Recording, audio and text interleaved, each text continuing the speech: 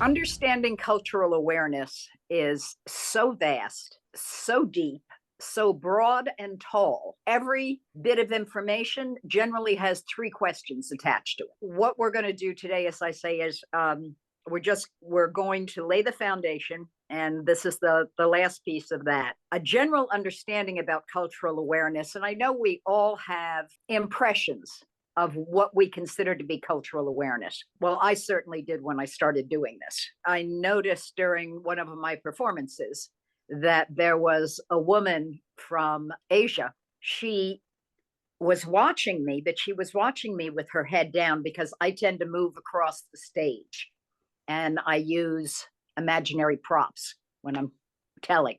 I said to her afterwards, she came up and said how much she enjoyed it. And I said, I noticed that you had your head down. Are you feeling well? And she said, oh, yes, I am very, very fine. And I enjoyed what you did. But I wanted to show you respect because you know things and stories I do not know. And so it is for me to not make direct eye contact with you. I said, that's lovely to know. And so I stopped trying to make direct eye contact with her. And that was one of the many little signals because of performing in different venues, different places. And I'm going to ask each of you to share a cultural or traditional food, song, custom, or celebration. Anything that you feel epitomizes the culture that you most relate to.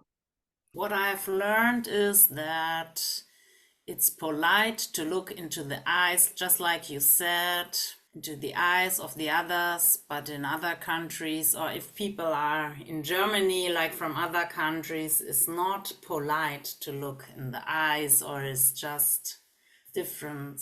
Or like if I use, mostly before I used both hands for everything, or I gave money with my left hand because not thinking about it. But I know that many people who are not who have not grown German, they feel really it's like I'm very unpolite to give something with left hand. It's not possible. Also the things you say, like when I was in Nigeria, they said I was there twice and I had family connections. When then they said, oh, you have grown fat. And I said, okay, I knew I will ask I was married to a Nigerian, so I asked him later, okay, what does it mean? I knew already, because in Germany, if you say, oh, you have grown fat to a woman, she will not be very happy. And they said, no, it means like, they want to tell you, oh, you look happy, it seems you're good, you feel well, and so, or to feel the sensitivity, to notice, not only to listen to the words, and maybe you are already, well, who is that, but to have the sensitivity to know how is it meant. Wangari just posted that for her, it means that your husband takes good care of you. He's a good hunter. He takes care of his family. And there's another perspective, and we'll probably find as many differences as we will people in the room. I've got another one.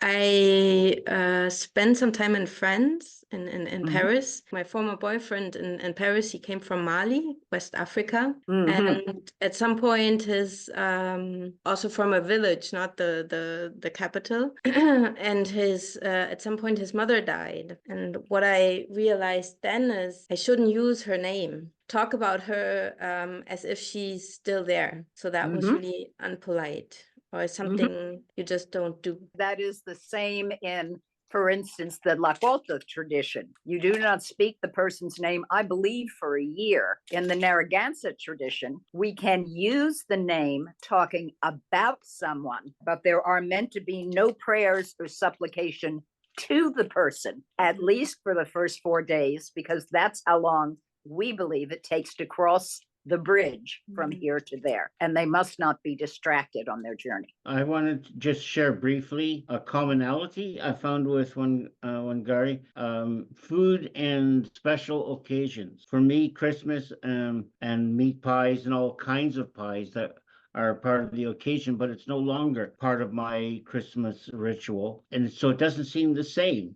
And Wangari talks about a certain bread. Now you can get it everywhere because it was only served once a special occasion, but now you can get it everywhere. So if I remember Wangari correctly, the occasion is kind of diluted. It's not special. I could say, Hirschkrow, that if you come to England, we always shake hands with the right hand and we always look at each other in the eyes. So if anybody comes to England, that's the way to behave over here. I've been there and I did that. Yeah. In this country, it's also very common for the right hand, but natives will also often do things with the left hand because it's where your heart is on the left side. So to give something to somebody, you might choose to give it with your right hand because it is a gift of love. We say that the thing is as well, people held their knife or their sword in the right hand. Yeah. Mm-hmm.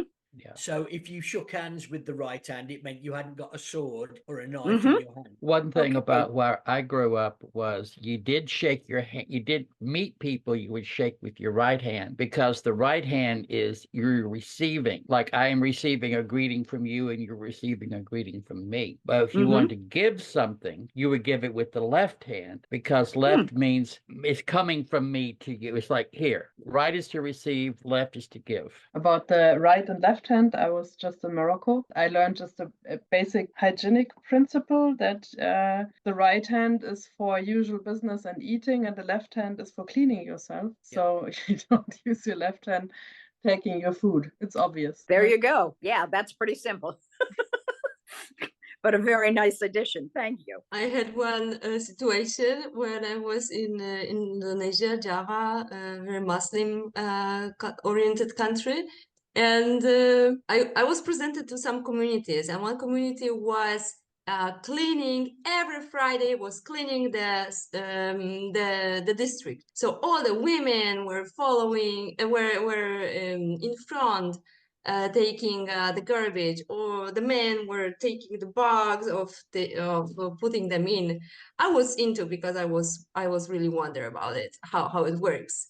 And at one point, I was introduced to the imam of the village. So he was of this district. So he was like a leader, and I gave him my hand. He didn't accept it. I was like, "What the hell? Is he really the leader of this district? I'm here to clean up his district, and he even can't give me his hand." And my friends explained to me that he was just about to go to pray, so he couldn't. Spend a lot of time talking about how much we don't know, can we? I'm going to open the floor for questions, and if I got them, answers. Hirschkrow, you talked about in cultural appropriation the importance of talking to people, because I've certainly, as some may know, I follow American sport quite avidly, and the Washington Redskins? Yeah.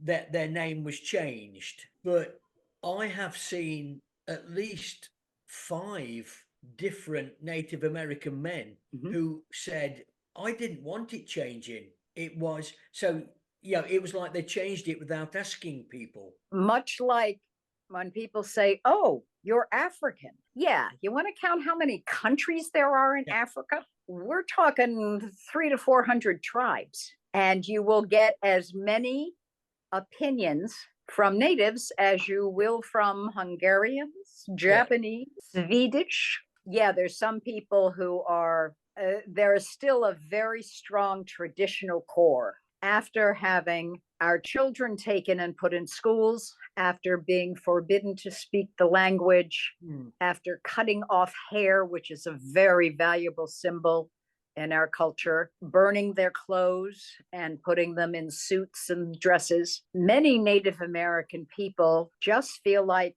they've had enough. And so there is a level of anger and agitation that is still there. I am kind of in the middle because I believe some people are making generalizations and not listening to the person that they're criticizing. So is that where you say it would be important before telling a story to ask people? Absolutely. You know what? You can't lose by asking a question. No, no. Mm. You know, all you're doing is admitting it demonstrates your humility, and it indicates your respect for their opinions. Yeah. Cultural awareness refers to having knowledge, understanding, a general awareness about sensitivity, about the beliefs, the different aspects of cross-cultural engagement. It involves recognizing and respecting diversity, then taking the next step to actively engage cross-culturally. Presentation, he also talks about the bridge going back in the past and into the foreign. If you look at one side of the bridge, and that was a very interesting thought, because we are dealing with traditional stories, and they reach in the back, they reach in the past, and they also reach into another culture, or in the foreign land. So that was a very interesting thing to think about. But Dirk also doubted whether the image was really applicable. And he was thinking about the gap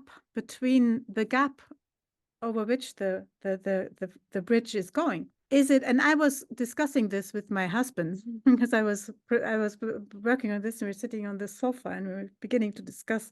I was writing down if there are gaps between cultures.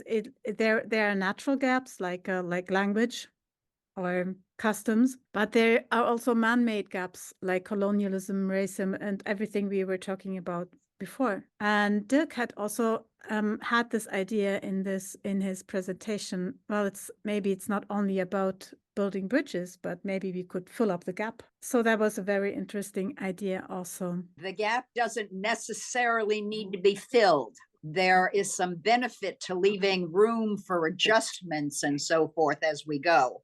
If the gap doesn't need to be filled, there needs to at least be a conduit, a channel, a methodology to keep the energy and the growth moving back and flowing in both directions. Yeah. And it requires the information that we can gain from the other culture and their willingness to ask us questions for us to answer honestly about our culture. And once you learn how to do that, man, does that make communicating with other human beings easy. Because you know what, in the same state, you can have 5 different cultures. When we do that, when we build that bridge, it lets the others from the culture know that they're being seen and not just heard. Also heard as well as being seen. I think in terms of as I was growing up as a child, no one came and told stories about my culture. No one told stories about my people. I vowed that when I became an adult, that when I told stories to children, I was going to look at that room and I would be able to share with them a story from their culture so they can go home and say, this lady came in and she told us a story about me and my people. And I want to know more. That's the bridge to get to know each other, make this world a better place. Yes, I was sharing that in my group too, that Dirk, in his interview, if you see it, he's talking a lot also about researchers that he trusted, and they don't only have the story written down, but they also tell the circumstances where the stories were told in, and that Dirk's way to respect the story was also to tell in his storytelling while going through the museum. He's collecting those circumstances or the ways the stories are told, and then he tells about that, and then he tells the stories.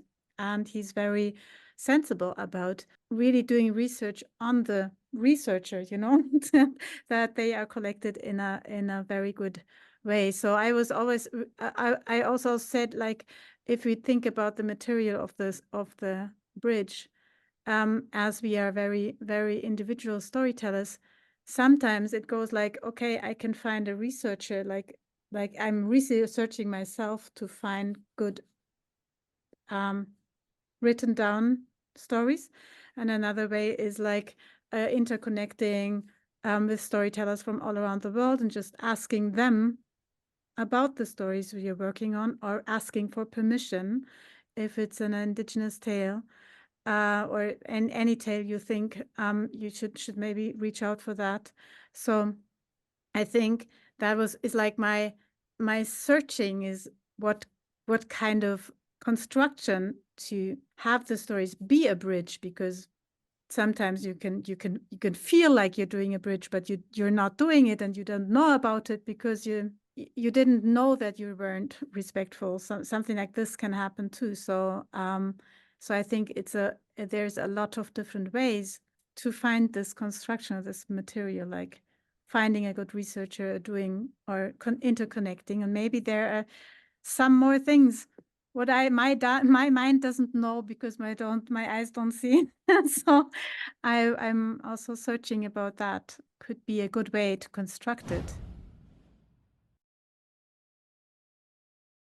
In Germany, for example, a typical German auto stereotype is we are really punctual, we are very reliant, we are very disciplined, and other groups, other cultures may see us differently. And it's a generalization in order to quickly get a quick orientation. There's nothing bad as such about stereotypes. It helps us to quickly decide danger, no danger, how do I react? But there's also prejudices. Prejudices are basically stereotypes that are judging, and they're usually negative. There's also positive prejudices, but we'll use the negative ones. I'll ask you now to go into breakout rooms, into groups, and talk about stereotypes you know about your group, the auto stereotypes. You can also have fun playing with stereotypes about the others, what you know, and really have fun with that, because it's something we can all laugh about. That sometimes there can be a fine line between stereotypes and being offensive or prejudices. Yeah, stereotypes are really just for orientation, whereas prejudice, you always have judging. You always have some kind of judgment in there, and it's usually negative. A Texan farmer from Texas, because David lives in Texas, comes to Tyrol, Austria, where I live, and talks to a farmer there and asks him how big his land is. And you know how the farmers are in the mountains, they always have very small pieces of land.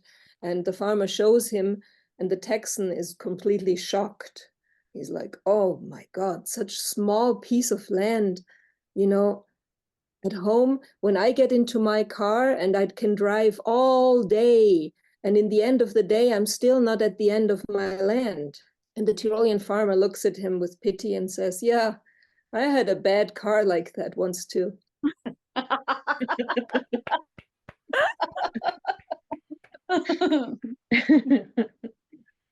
It's fun, but it's also full of cliches, farmers with small pieces of land, Texans that are kind of like, oh, I have such big land. And, it's not just, it's about character also.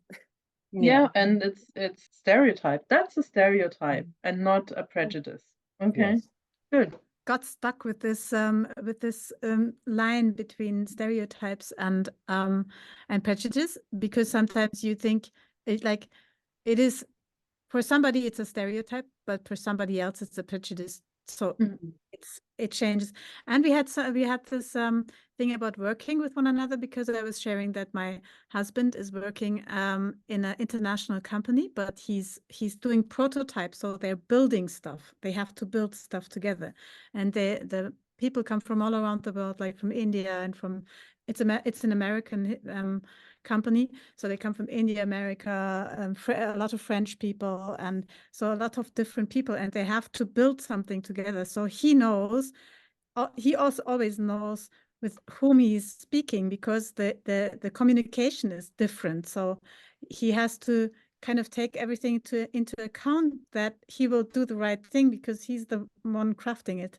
So he sometimes knows about those stereotypes, how people approach things, and that it's easier to have an overview about this cultural background and how you are enculturated to communicate and to go with one project. So we were talking about that a little bit too. Yeah.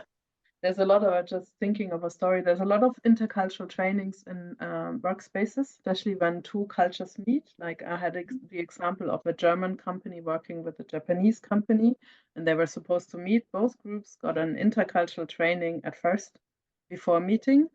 The Germans were told, don't look them into the eye, it's considered impolite. Whereas the Japanese group was told, don't look, you have to look Germans into the eye, because if you look on the floor, it's considered impolite. So when the two groups met, you had one group who was trying to stare at the floor while the other group was trying to stare into the eyes, and they were all really uncomfortable with the whole thing. Most folklorists widely ignored the whole African continent. Yes, that's true. And I'm not even sure about Joseph Campbell as much as I like his work. So yeah, that would be a question we'd like to ask you, Wangari. I think one of the issues that we have, especially in African folklore, because most of us come from an oral culture, is that these stories are not written down by Africans.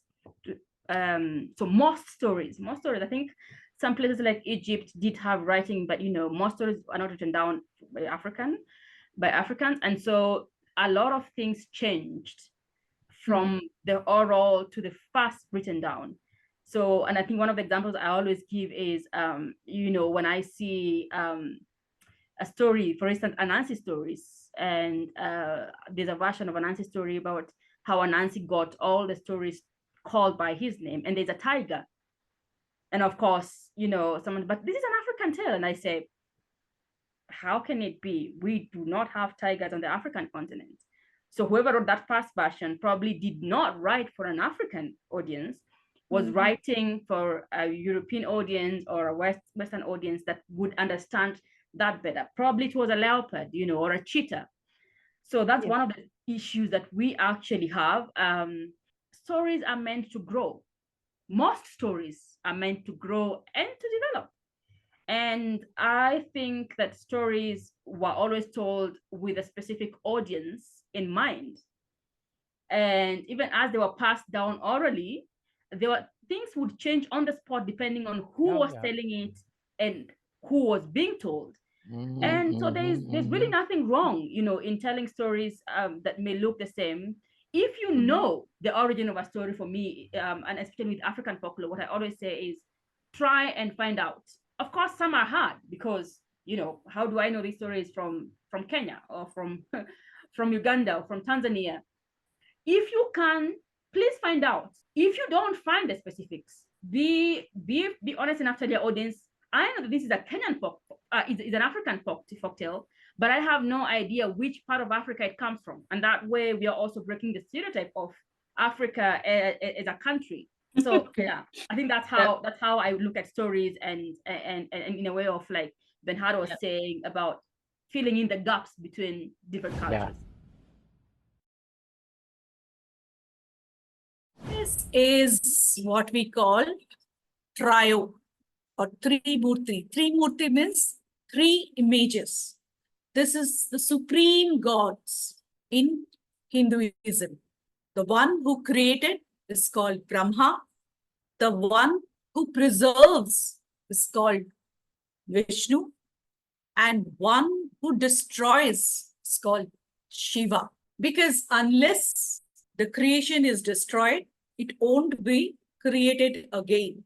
Because Hinduism believes in the cycle, boundless, infinite.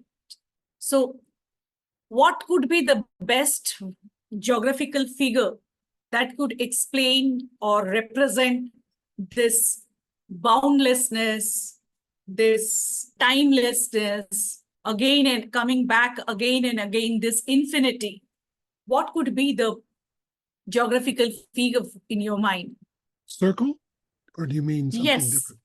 And hence, we believe in rebirth, and therefore what is created needs to be preserved and has to be destroyed so that it can be recreated. If there is Brahma, the creator, we have his consort Saraswati. the goddess of knowledge. For Vishnu, we have Lakshmi, the goddess of wealth and fortune. And for Shiva, we have the Shakti, the goddess of power, energy. So these are the divine feminine energy. All right. Now, something to observe, if you have observed already, as I said, Brahma, Vishnu, Shiva, they three create, preserve, and destroy. That means action, verb. And here, these three goddesses, they are the nouns. They represent wealth, they represent power, they represent knowledge. So they are the nouns. So this, you must be wondering, what is this? I told you, remember, connect the dots. Who is the preserver out of those three gods? Who is the one who preserves? Vishnu. Vishnu. Yes, correct. Bingo. It is always the Vishnu who has to come down to restore the balance whenever there is, the evil becomes more powerful over good. So he has to come down. But interestingly, he doesn't come down always in the same form. He has come down already in 9 forms. The 10th is yet to happen. First, he came as a fish. And second, he came down as a turtle. Third, he came as, so there are 9 avatars, okay, as a boar, wild boar. Then he came down as a dwarf. Then he came down as half lion and half human. Then he came as an angry sage. Then as Rama, as Krishna. So like this, there are various forms. Can you just tell me why he came in different forms, even as animals? I was going to say probably because there were different problems at those different periods. So that's what he wanted to help with. Exactly. The imbalance. Right. All the problems, all the challenges we cannot face in the same way, right? We need to be flexible and change ourselves a little bit here and there to address that problem. I just want all of you to see it and tell me what it tells to you, what this picture tells to you. So the goddess has many hands, 10 Goddess hands. has 10 hands. 10 hands. She is fighting with the man who is maybe seducing her, but he's also carrying the white dove, which would represent peace, but maybe not, but has a little scars like red blood, maybe this. So maybe okay, so she hurt him. She's trying to kill him. She also killed this dove.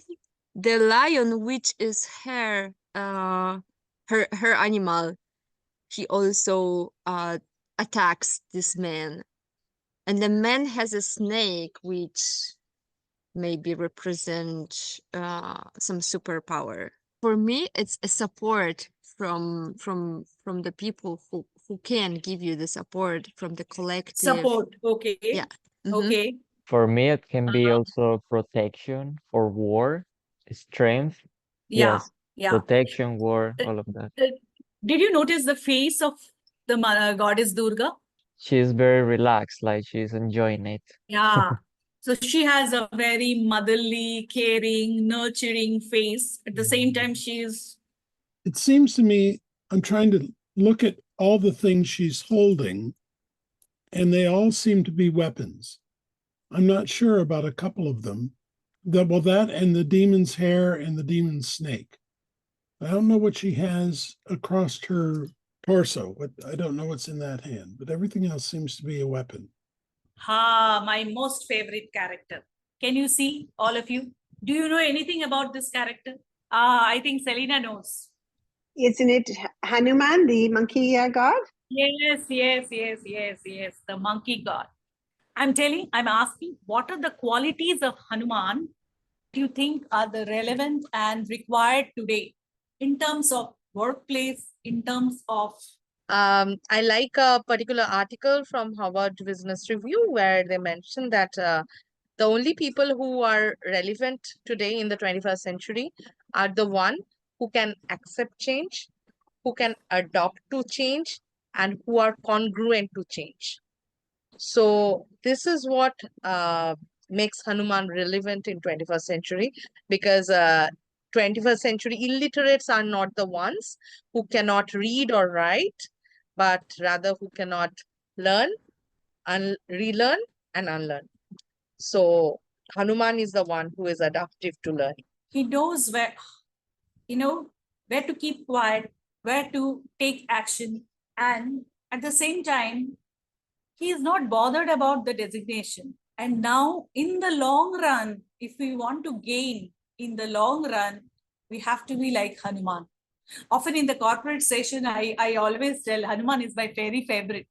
So I always tell that if you have to gain and leadership in the long run, be a Hanuman. I'm what's called a Maggid, and that's Maggid when you transliterate it to Roman script. And that means I'm actually ordained as a spiritual storyteller in the Jewish tradition.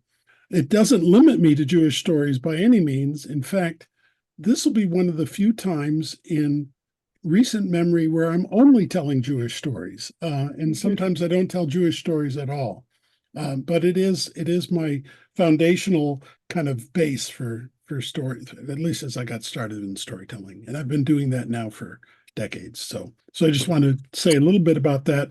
My own history, we could tell a lot of stories about that, but the most important thing to know is that I am a spiritual storyteller. I'm very much involved in spirituality, finding spiritual growth through stories, and I'm focusing mostly on end of life and grief and loss. There's no such thing as a singular Judaism. Most people, if they hear a word like that, like a label, like Jewish or whatever, they think everything contained in that label must be somehow similar. And in fact, the Jewish people have been around for, let's say, about 4,000 years. We're not going to get into a history level, but for a very long time. And like most old cultures, the distinctions between peoplehood and religion and spirituality are all blended together. So it's difficult to say this is it's a religion, it's a people, it's a language, it's whatever. So we're going to let those things merge today. The Jewish people have been wandering around this globe for a very long time. It started in the forced exile into Babylonia about 3,000 years ago, and we've appeared in Egypt, in Persia, in Spain, in France, throughout Eastern Europe, in China, in Indonesia. There are Jewish populations really around the world. And like any strong culture, you don't survive by isolating yourselves, but by growing from the cultures that you live within. So despite the fact that we're a small group of people, in terms of worldwide terms, we've interacted with most of the cultures on the planet in one way or another. The word Israel literally means to wrestle with God. No. To struggle with God. That's what it means. And it's that, we wrestle with our friends and we wrestle with our enemies, and sometimes wrestling is a very loving, engaging way. Like when I wrestle with my 4-year-old granddaughter. And sometimes it's a real struggle. It's between people with opposing views. But somehow I still engage. If I'm wrestling with them, I've got to be holding them. I can't just run away. It's in various of your stories you told, but the last, also in the beginning, I find these two contraries of humor and very, very sad feelings, grief, loss, very close together. I find this is a speciality. Maybe I'm wrong, but I found in German stories, I find it's either funny stories or to laugh at. Somebody who, yes, who does something differently, or it's a sad story with a happy ending. But here it's very, very close, very, very close. Yes. Either it starts in a humorous way or it's all the time. And especially this cobbler changing his profession all the time. I mean, it's so funny, although you think, oh, he's going to be killed now, but it's so close. I don't know, is it category value or is it just... Yeah, okay. Well, and here we're looking for the tapestry, so it may be, and I think you're absolutely right. For me, that is being able to hold the pain and the joy together is the key, because too much of one or the other, and you're out of balance. I think the things I would come up with that wouldn't necessarily be exclusively Jewish, but maybe in combination, are that holding of joy and sorrow, the humor, the trickster notion. A lot of these are trickster stories, and the value of the broken heart. Those are, for me, that doesn't mean it's the right answer. But I know that if I find, especially like the broken heart in Wolf Kitsis, there's a lot of those kinds of stories where the redemption comes for the protagonist, not because they do the right thing, but because they're heartbroken and they didn't run away. I have this question. Do they always involve God in one way or another? No, they don't. And I think, well, let's see. I'm trying to think of the ones we spoke of here. I guess they all did, but not so much as necessarily a theology, if that's a possibility.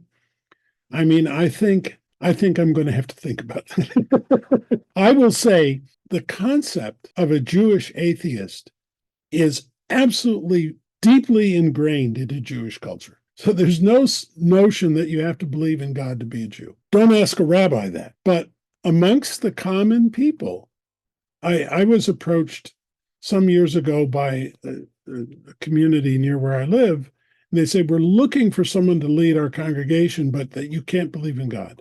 You know, we don't want God in this. We're Jewish. Don't mistake us for anything else, but no God. You don't want to tell a story from a culture if you don't understand the cultural meaning of it. I would say that this is not just true about Jewish stories, but in particular in Jewish stories. Some of the values we talked about here, if you don't have in mind the fact that it's okay and expected to argue with God, you're going to miss the story. If you don't have in mind the fact that the most important thing is to save life, you're going to miss the story. So there are some fundamentals here that mean that if you don't appreciate them, you really can't tell the story appropriately. And again, I think that's true for any cultural, anytime you tell stories, even if it's your own culture, maybe especially if it's your own culture. But you want to be able to start to say, what are the values in this story and what do they mean in that culture? And how are they resonating with me? I welcome Wangari Grace. I also already said she's from Nairobi. She's a storyteller and tells stories to adults and children. And she's also an author. And she's having this wonderful workshop about let's get interactive. And when we just talked in beforehand, she was like, what can I tell about you, Wangari? And she said, maybe I have another idea and I'm going to share that with you. That is, what are your expectations? Like, what do you wish from the workshop? When you hear it, let's get interactive. And if you would like to share what your wishes are, that you would like to learn in that 2 hours, in the next 2 hours, or if you think about something, you can just unmute yourself, tell us about that, or you can also use the chat. Well, when I first started storytelling, I was very inspired by somebody from Ghana who I heard tell stories. When I first started to tell stories here in Austria, I tried to do similar things with communicating with the audience, you know, telling them in the beginning, ask questions, interrupt me. And after about a year or two, I kind of gave up, because people are so quiet and well behaved. They just learn in school for many, many years to be quiet when somebody else talks. And I want to get in contact with that beginning energy I had almost 30 years ago, with that, how can you get the audience to interact with you? I really like the theme of tonight, and I hope to get in touch with that again. For me, I read the description of the workshop and I saw that you are going to give tips for storytelling, and I'm not a storyteller and I don't plan to become a professional storyteller, but I think those are very important skills, even if you are just working for a company. Public speaking is very important nowadays, even for inspiring people with motivational messages or giving a speech. And I think it will be super useful to know how to manage a group of people, or just to start a friend conversation or whatever. I work with children and I do drama classes, but I do it through storytelling, so that I can tell a story and they can come in with me, tell the story. And so I get plenty of interaction. But it's nice to, it'd be lovely to get some tips on kind of refining what I'm doing, really. Because I think after you do it for too long, you start to feel a little bit jaded sometimes and tired. And it's nice to get kind of re-inspired. I tell stories to children and to adults. With children, it's for me very, very easy to interact, but the adults are like Karin told, very strong and hard. With children, I sing songs and they discuss with me, and yes, it's easier, more easier. Hey, Michael. For different reasons, Wangari. I am always attracted to storytellers from other cultures, because it's an opportunity to focus on how alike we are, where everybody else seems to looking at how different we are. My first experience, I was a substitute teacher, first day of ever substitute teaching, and it was Halloween, and I had a class of kindergarten kids. So they were all in costume. And I'm sitting there looking at them going, oh, okay, this is not a usual day. But what I noticed, and I learned from that teacher, although I never met her, she had a board. There were four different things. There was a bright sunshine. There was sun peeking out from behind a cloud. There was a cloud, and then there was lightning bolts. And every child took their name and it was magnetic, and they put their name underneath how they were feeling when they walked in the door this morning. I thought, this has got to be like the smartest woman in the world. She knows the playing field before she opens her mouth. They take off their coat and they move their name, which was also nice for me, because although I didn't know the individual names, when I saw somebody who was peeking out from behind a cloud, I'd know that I could call on them and say, would you like to say a little something about blah, blah, blah? As others have said, of course, it's a lot easier with children, but I also am part of a lot of self-help philosophies. So a lot of the people, I use that conversationally with people. And I have a lot of people who come and say, can I have your phone number? Sure. Or, well, here's my email. They are interested, they want more. And I believe those people are in almost every audience we have, but there's a mix. There are other people who are, I actually had somebody take out their phone. Okay, don't make that face. Don't make that face. So I just went right on going. And then I spoke to her afterwards. And I said, there are some storytellers who will literally stop telling if somebody is on their phone.